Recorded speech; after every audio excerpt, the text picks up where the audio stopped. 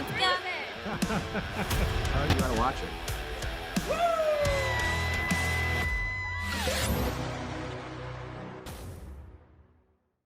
Hey there, and welcome back to another episode of Goldy Gabs. We're still in the early stages of this offshoot series from the Go4TheGoldy Show, but what we're going to do on these are just tackle different topics of fitness, kind of talk them out, and I posed the question on social media early on in the week, and then people respond. It's a very interactive kind of a show, and what we do is we provide those answers on the show, later on the second half of the show, and I want this to be really a community-based discussion, and I want to, maybe inform you a little bit on some stuff that you may not know. So today, what we're going to be going over is the idea of picking a gym. How do you pick a gym? You could drive down a main street in any city in the United States, and you're going to see a ton of different gyms. And if you're working out for the first time, it may be pretty overwhelming to think about what gym is going to be the right fit for you. I know it was for me when I first started working out, years ago. And, just recently I switched gyms myself, so it can be a really confusing journey and endeavor trying to figure out what gym is going to be right for you. So we're going to go over the different kinds of gyms that, exist and what might be a good fit for you. I think first to get started here, what we're going to go over is, kind of my experience and my relationship with different gyms. I'll share my experiences with you, firsthand. And, right now, a little bit of personal news. I'm in the process of getting my certification through NASM. That's the National Academy of Sports Medicine. So once I get that, I can really start to dig in deep and maybe do some training on the side. I used to do that back in the day, let it expire. So we're back at it and, hopefully more knowledgeable, and I'm definitely more driven than ever. So I started off working out not really that seriously in high school. I played football, so I was always, the scrawny kid. I'm a little guy. I'm 5'6". I was like 150 back in the day, 140 probably. So I didn't really know what I was doing, but the longest journey begins with the first step. I'm full of cliches all the time, but, they come from a good spot, I think. So you just have to get in there and start experimenting and start figuring it out for yourself and what you like, what you don't like, and kind of go from there. So I would tend to just kind of learn stuff from a lot of the older athletes when I was playing high school football. And then I remember my first experience with the gym where I was like, I really, if I want to be some kind of athlete, I really have to dig in deep here and be committed, because I played college football my freshman year of college in California. And there's a bench press test that's a part of the conditioning program, or the testing, I should say. And you could either do 185 or 225 pounds. And for me, like I told you, 145 pounds soaking wet probably, going into college, 185 pounds, I thought was pretty impressive, So you do as many times as you could do it, and I did it like 3-4 times, and I got up and I'm like, all right.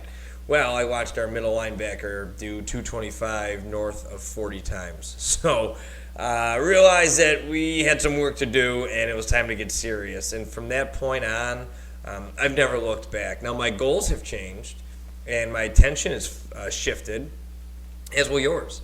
It's, I was training to be a high-level football player at the time. Well, now I'm 35, and I'm an endurance athlete. So not only were my goals changing, but the way that you work out should change to adjust to those goals as well.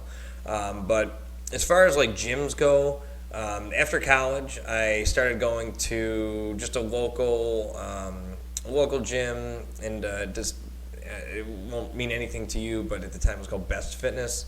But I really started getting into it when I lived in Carolina. I lived in Charlotte, North Carolina, and I went to Planet Fitness, and that's really where I hunkered down and found my love of the gym and working out, and just really dedicating myself to being the best, not only athlete, but just kind of the best physical fitness that I could be in.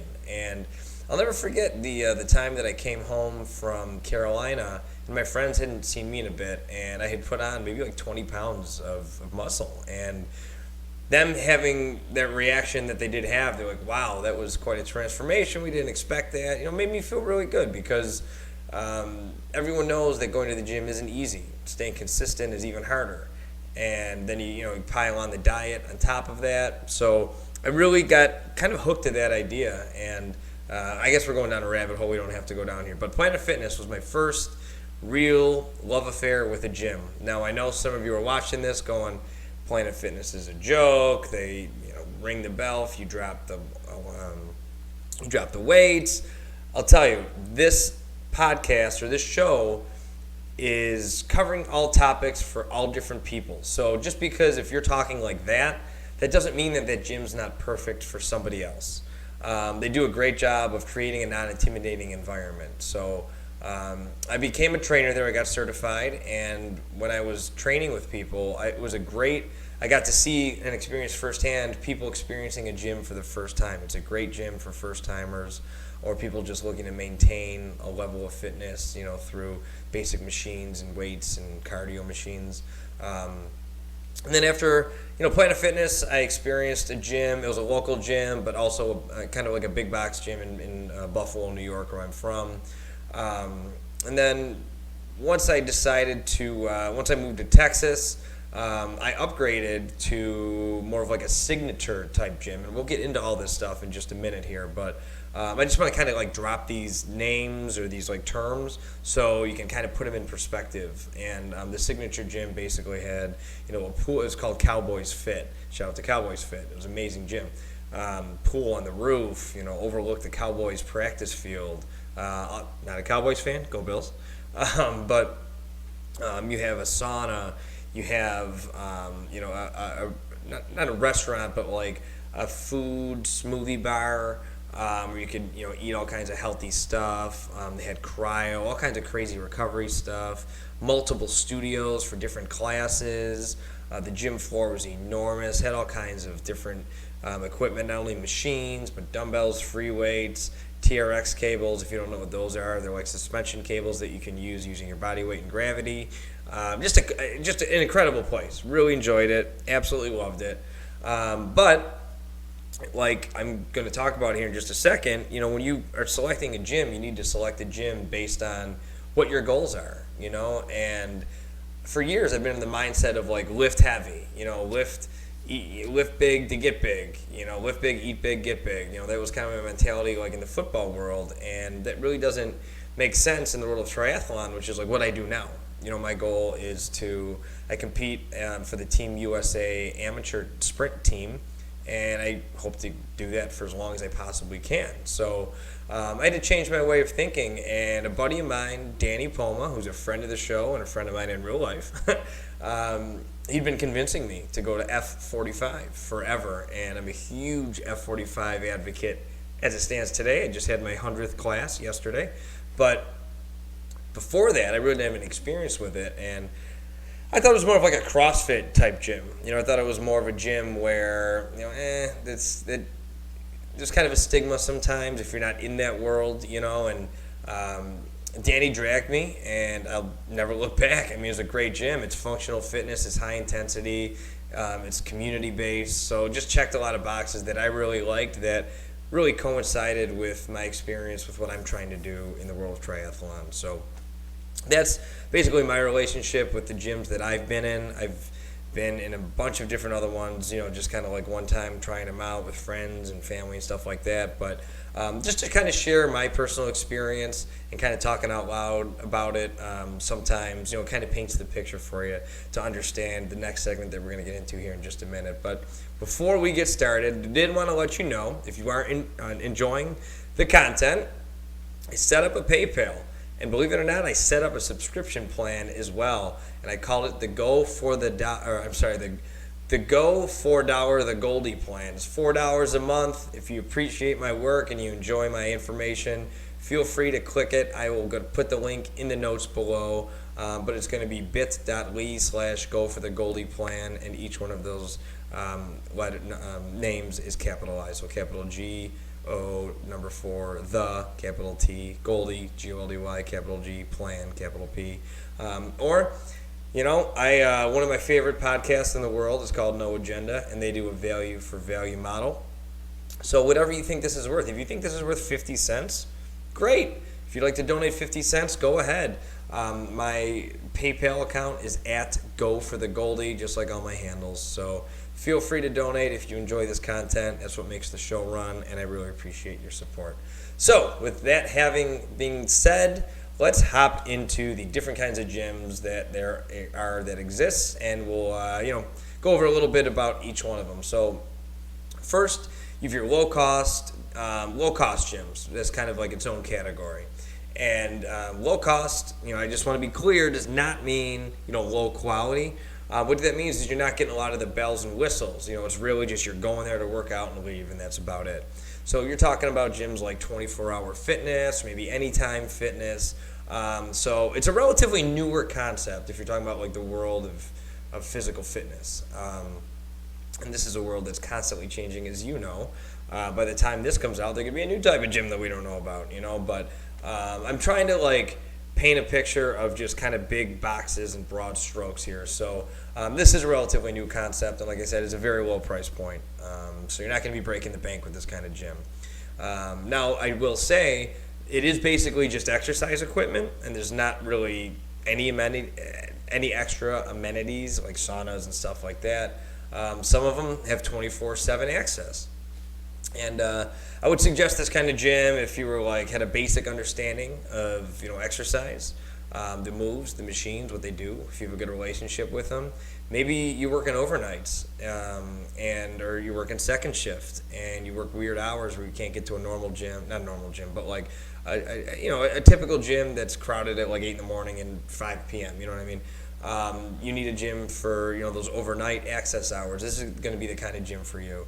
If you are just starting out, I probably wouldn't suggest a gym like this just because they really don't have any direction, and I would suggest learning from someone like a trainer. You usually get a free session at some gyms, but definitely a very good option if you know what you're doing and you're just looking to get in, get dirty, get out of there. Low cost gyms might be the way for you to go. Next, you have your mid-market type gyms. So that's going to be the second kind we're going to go over here. So that's something like LA Fitness, Planet Fitness, places like that. They're similar to low-cost gyms, except they do have additional amenities. So they might include group fitness, cycling, yoga, stuff like that. Typically, they do have showers, maybe a steam room or sauna, pool, basketball court. So this is definitely a step up in terms of the amenities that you get from a low-cost gym, but obviously you're going to get what you pay for, right? So you're going to pay probably a little bit more at a gym like this. And a lot of times you will have access to different gyms in the area or the country, depending on, including your membership, depending on, the standard. And just to be clear, every gym is different, so it's not the easiest thing in the world to paint these in broad strokes. But it's just to kind of give you an idea and guide you in directions as to what kind of gyms these are. I mean, there's LA Fitness signature gyms that are beautiful and have a ton of amenities, So I'm not saying, I'm not discouraging you in any way, shape, or form. I'm just trying to give you an idea of kind of the generalities here.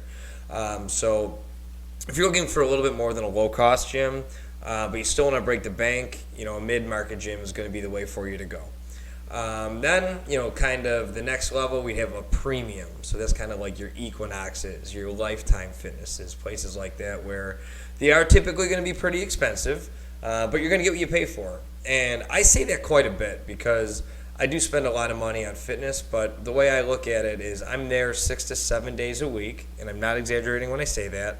And the amount of money that I spend on gym memberships, I mean, you could spend that on one night out. You go out, in your city, and you have a really nice steak dinner with your date, your wife, your fiance, whoever it may be, and you're paying that much money in one night for a piece of meat. Whereas I'm getting all the physical benefits and the hours and hours of kind of the workouts throughout the month that I don't see. I justify it. I spend a lot of time at the gym, so it makes sense for me. So this is something to think about before you pick a gym. They do typically offer multiple group fitness studio options like cycling classes, kind of like mind-body stuff like yoga, Zumba, other classes like that. And then They have some kind of towel service usually, and these are like really high-end stuff. I had a gym here actually that I worked out at called Craig Ranch Fitness. Shout out to Craig Ranch Fitness. Great gym, absolutely loved it. The only reason I don't work out there anymore is because I don't live near there anymore. But this would be an example of a premium gym. I mean, you'd walk in, they have towel service, you have a sauna,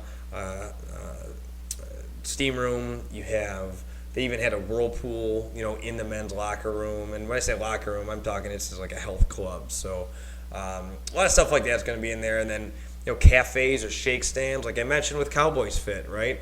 They had the shake, kind of cafe thing going on there. And sometimes those childcare services. Cowboys Fit had that. Lifetime does down here. And so these are things to think about too. Like if you're a working mother, a working father, and the only time you can make it to the gym is, after work when you have your kid, well, this is something to consider, So a lot of the premium places are going to have childcare services. So a place like this, I'd really suggest this if you're really serious about fitness, because you're going to be spending a lot of time there. If you're spending that much money on a gym membership, you want to make sure that it's worth it. But you also, reciprocally, you don't want to be spending all the money and then not go, because that's, going to discourage you from really joining another gym again too. Because if this is your first time working out, you drop a ton of money because you love all the bells and whistles, but then you wind up never going, you're going to be more inclined to cancel it quicker, and I hate to see that, So this may be something that they're going to have a lot of guidance though. So, a lot of places like this will have classes. So even if you sign up and do the classes there and get to enjoy all the extra amenities, definitely worth it. And then another kind of gym is like a nonprofit gym. If you like to help your local community, we're talking like a YMCA. Usually they're very locally based, so the money that they're receiving is going into the community. For instance, I'm from Buffalo, New York, and the local YMCA puts on the turkey trot, and they do a lot of other really cool stuff in the communities because of the memberships that you're paying, the fees that you pay to be a member there. So that's another really cool option. There's plenty of local nonprofit gyms that you can take a look at. And then there's, what I was mentioning before. So, I'll be perfectly transparent with you. I'm a member of two different gyms. I'm a member of F45 and LA Fitness. And it goes back to like what I told you. You have to work out or pick your gyms based on what your goals are and your budget.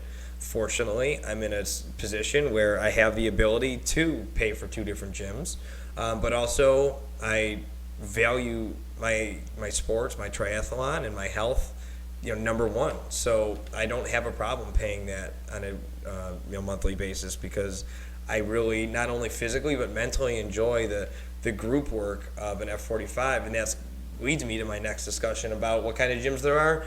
Group training studios. So you're talking about your Orange Theory Fitness, your F45, Camp Gladiator, things like this, where you're going to be in a group, F45, like 20, 30 people, but the music's banging, you got your coaches, you sign up ahead of time, and there's really no thinking involved, which is what I really like about these workouts, because at a traditional gym, where you walk in your own time and you work out on your own, pace, it's really, really easy to get sidetracked. You see your buddy, you start talking to him. You see your girlfriend you haven't seen in a bit. You start talking, all of a sudden 10 minutes has gone by, and you want to keep the intensity up. All of a sudden you're there for 2 hours, you worked out for 10 minutes, and that day's kind of wasted. So what I like is it's no business, these kinds of group classes. You're in, you're out. You get a great workout. There's really no thinking involved. Highly suggest it if you're crunched for time, but also if you're just looking for overall health. These types of group training studios are really beneficial for the individual who wants to be guided. There's a lot of, and what I like about F45 in particular is, I've been working out for quite some time, and I consider myself an advanced athlete, I guess you'd say, or, like a fitness person. But there's plenty of beginners there as well. And you have the option to do advanced moves or beginner moves, lighter weight, heavier weight. So it's all accommodating. So you don't have to worry about being in a position where, they're going to be catering down to the people who are just beginning, and vice versa. So that's basically it. on those kinds of studios. I mean, yeah, there are, and a group training studio can be like Cycle Bar, right? All kinds of different types of group training. There's boxing gyms, all kinds of different ways to group train. But conceptually, I'm just trying to convey, like what kinds of different gyms are out there from a high level. Then you can go and explore. If you search studio gyms in my area, I can guarantee you a bunch of different options are going to come up. If you type in low-cost gyms in my area, they're going to come up. So I hope this was helpful. I hope this kind of steered you or gave you a little bit of an idea of what direction to go to. But for that simple reason, this is why I ask people about their experience with different gyms, what they do, why they go there. And so this is directly from people on social media and viewers who wanted to put in their 2 cents. So we'll start off with, let's see here. So Smith_just_in. He says, my home, cheap, easy, and then he writes league bound like he's going to the NFL. I know him personally, and he's certainly not going to the NFL. He'll probably never listen to this, so there you go. But he makes up a great point. He makes a great point, especially after this whole COVID pandemic. A lot of people really started working out at home. I don't know if you remember, but the beginning of when everything was going down, there was not a lot of equipment to be purchased. Remember, everything was stocked out of the shelves. So there's a lot of great avenues and ways that you can find workout videos online, on YouTube, Peloton.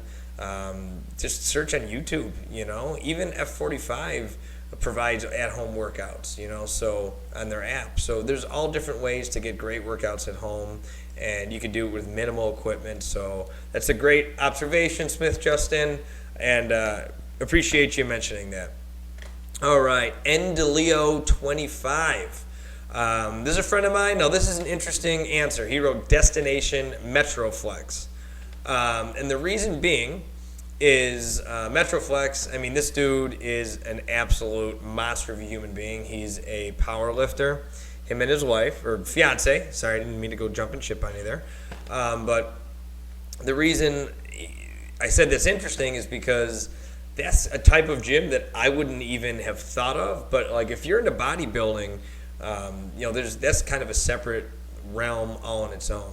There's a lot of they call it underground, like bodybuilding gyms or powerlifting gyms, and these are really intense. I mean, like I'm somebody who is a workout fanatic, and I would be out of place in this place because I'm a little guy and I'm not, lifting for power. But these are some really intense, impressive. I watch his Instagram and I just am blown away at his ability to move weight the way he does. So NDeLeo25 is his Instagram handle. Check him out, and I appreciate the response there. So the flip side, right? We're going to talk about Gusa Eric M. He said clean pool that doesn't reek of chemicals. Great point. Now that would not be something that Nick DeLeo would ever be concerned about because he's a bodybuilder. Well, Gusa is an incredible triathlete, and obviously he spends a lot of time in the pool, so he doesn't want his experience in a pool to be ruined by the smell of chlorine on his body for the rest of the day. So that's do you see where I like to share these? Because everyone's got such a different stance or response as to where they where they work out and why. So I know he works out at Cowboys Fit, and I know he really likes it. So if you're in the Dallas area, check out Cowboys Fit. It's great. So thanks, Gusa, for responding on that one. Let's head over to T Magic 1006. She says, Revolution Buffalo for the support and vibes. Best of any gym I've been to. Now, just with me being familiar with Buffalo, I believe that is a cycling, a cycling gym. So it doesn't matter how you're getting that heart rate up.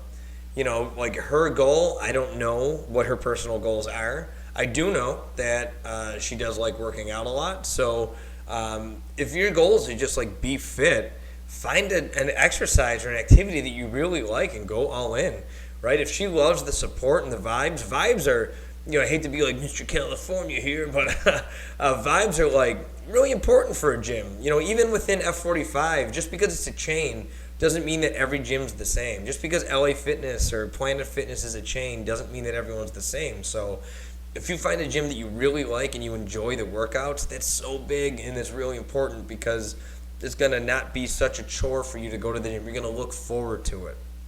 So, Team Magic, thanks for that one. I really appreciate the response there, and that was super helpful. B. Bloomstein, 26 on Instagram. He says, apartment gym when I work out. He does it for the convenience. It's available 24/7, and he focuses on cardio, and it has what I need. Yet another great point. So, I mean, technically, you're working out at home, right? But not really. For instance, my gym, if I didn't have like a gym membership, or if I like miss a day, which doesn't really happen that often, but like if I were to miss a day, like they have everything that I need at this place, right? It has battle ropes, it has all the dumbbells and treadmills, and it has, I don't even know what it's called, one of those mirrors. I don't know if you've ever seen those that, guides you through a workout. So, I think apartment complexes are really starting to get keen to the idea of building really cool and interactive gyms because people see that as an opportunity for, hey, maybe I don't need a gym membership if I move into this apartment complex. So if you're looking for an apartment, and take a look at the gym. It's important. Maybe you could save money on a gym membership if it has everything that you need in there. So that's really cool, and I know Brandon's really looking to, lose weight. He's got a challenge going on with his buddy. So keep grinding, baby. You can do it. And last but not least, we're going to check out Mandalee _1014. She wrote, in my dreams, which, I wouldn't suggest if you're really looking to get down and dirty to work out in your dreams. But she's in great shape and it works out for her. So I love it. I'm just kidding. I know that you wrote that as a joke, but I told you I was going to read it on the show, and guess what? I did. But that's it for the show today. I hope you found this helpful, and I really appreciate you taking the time to watch. Like I mentioned earlier, I'm going to put the link below. If you wanted to subscribe to the Go4TheGoldy plan, $4 a month, the link will be in the show notes. Also, if you click on search me on PayPal at Go4TheGoldy, value for value model. Anything that you find value in, whether it was 50 cents or $50, every little bit helps and is much appreciated. It's what keeps the show going. So thanks again for your time. And what I want to hear from you is, where do you work out? Now that you've seen this, now that you've heard me, spiel, now that you've seen other responses, where do you work out? Leave in the comments below. Why do you work out there? And let's keep this community growing. And we'll see you for episode number 4 coming in next week.